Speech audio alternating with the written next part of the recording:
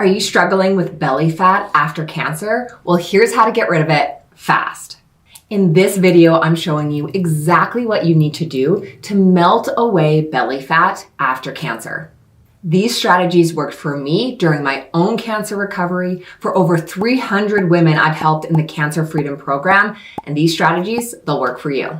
Here is the secret to losing belly fat after cancer. Now, whatever you call it, belly fat, muffin top, or that bulge around your stomach, well, many women want to get rid of this after cancer. Most cancer survivors struggle with food throughout their treatment. That's normal and natural. You are so not alone. But here is how you can effortlessly change your food and melt away that belly fat. Focus on protein. Most women that come to work with me in the Cancer Freedom Program are overeating on carbohydrates and undereating on protein. Now, carbs aren't bad. We need those as well to fuel your energy and to melt away belly fat after cancer, but you just need more protein. One of the biggest reasons why cancer survivors gain belly fat during or after cancer treatment is because of hormonal imbalances. Changes in your hormones can either happen directly because of a result of your treatment that's designed to suppress your hormones. Many breast cancer survivors are put on anti-hormonal treatments to actively suppress the hormones in their body to help prevent cancer from ever coming back. This is done intentionally and is designed to reduce your risk of a cancer recurrence. But your hormones can also be impacted indirectly during cancer treatment. Chemo, surgery, radiation, they're all insulting to your body. By going through these treatments, you can experience disruptions in your hormone levels. The problem is that these fluctuations in your hormones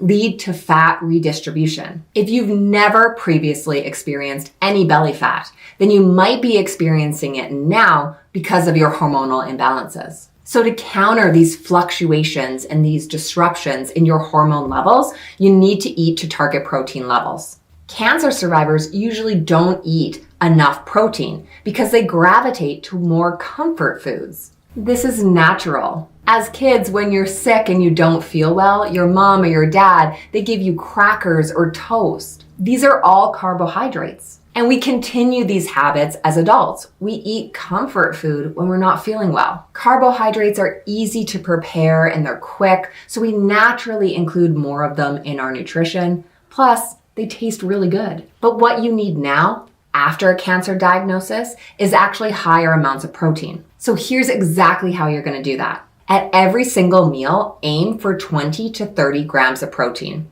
This includes breakfast, lunch, and supper. Now, if you want to start your day off with a high protein breakfast, then including eggs or egg whites would be a great place to start. You can also do an overnight oat with protein powder. It's these two options that I use the most frequently to start my day. Okay, but that brings me to the second way to get rid of belly fat after cancer, and that's targeted exercise. So many women think that if you really want to get in a good workout and you really want to melt away the fat, then you have to be dripping with sweat at the end. But this is absolutely not true. The best kind of exercise a cancer survivor can do to melt away belly fat is low intensity cardio. Combined with strength training, you're on the right track to get rid of the belly fat. Low intensity cardio can be something as simple as walking. By walking more steps in a day, you'll be melting away belly fat.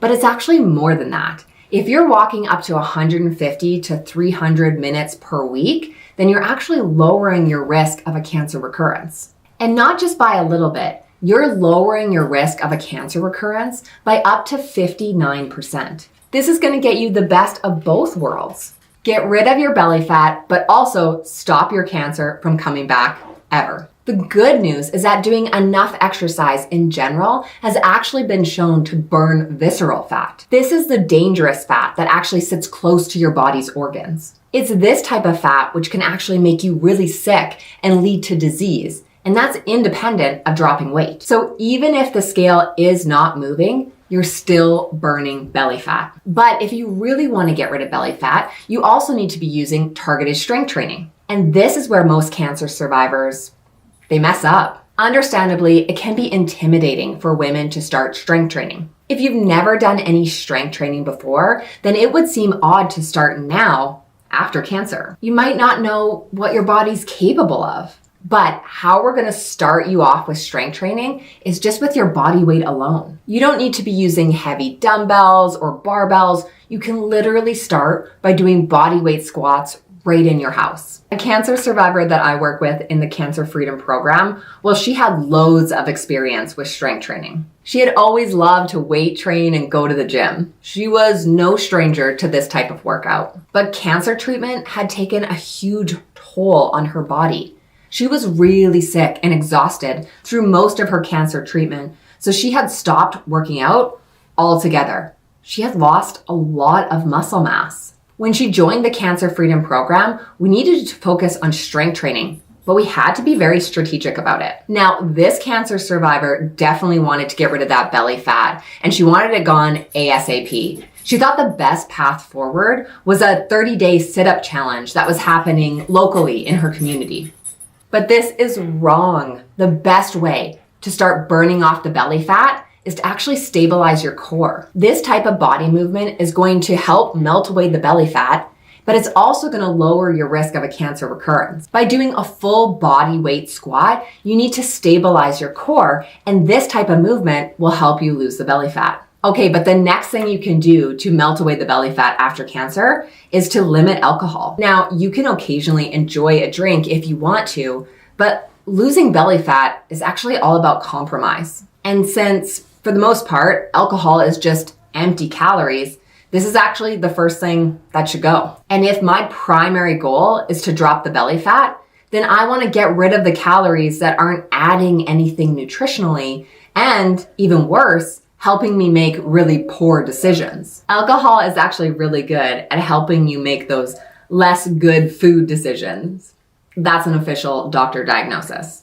You know the kind where you have a couple drinks and all of a sudden it's a great idea to order a pizza. Now we not only have the calories from the alcohol you're drinking, but also the calories from that pizza. Okay, but if you want the most effective way to melt away belly fat after cancer, then we need to talk about your food. That is actually the most important thing you can do to melt away belly fat. To lose fat, you actually need to change your food so your body looks to draw calories from your fat stores. This not only means eating less, but also eating the right things. And when it comes to belly fat specifically, it's less of a matter of how and more of a matter of when. I can get you to lose belly fat. My success rate in helping women do that is actually really high. But I can't say when it's going to happen. In some cancer survivors, the belly fat might be the last area to go. If you want to drop belly fat, you have to commit to the process long enough to actually do it. And chances are, it's not going to be a quick, easy fix. Now, the best way to do this without starving yourself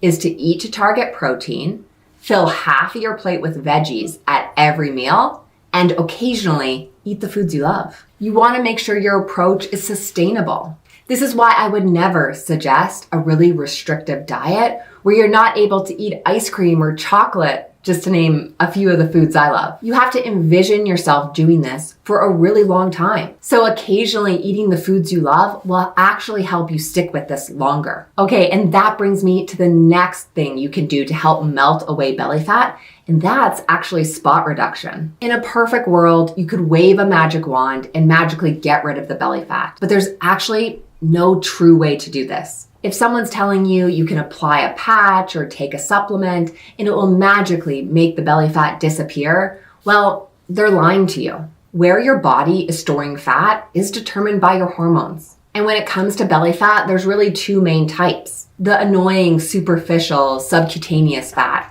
that's covering up your abs. And then the more problematic visceral fat, which I mentioned sits close to your organs, and that's the one that actually causes the bad health outcomes. Ideally, we want to minimize both. Look good, but also be healthy. The reason why that stubborn subcutaneous fat is such a common problem is because it's really easy to gain and it's really hard to get rid of. It's the first place you store fat and the last place you burn it.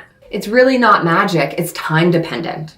You need to pursue fat loss in general to get rid of the belly fat. But using these strategies, you can help melt away the belly fat and have that nice flat stomach again, even after cancer.